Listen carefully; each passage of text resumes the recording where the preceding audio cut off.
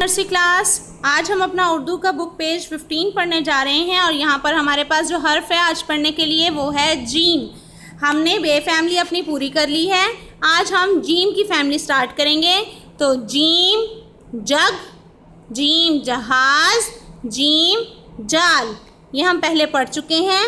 आज हम इसकी आधी शक्ल के बारे में पढ़ेंगे। ये है हमारी जीम की आधी शक्ल, जीम की आधी शक्ल। अब हम देखेंगे कि जीम की आधी शक्ल को हम हरूफ इल्लत के साथ मिलकर किस तरह पढ़ते हैं। जीम अलिफ जा, जीम वाओ जो, जीम छोटिए जी, जीम बड़िए जे, जा जो जी जे।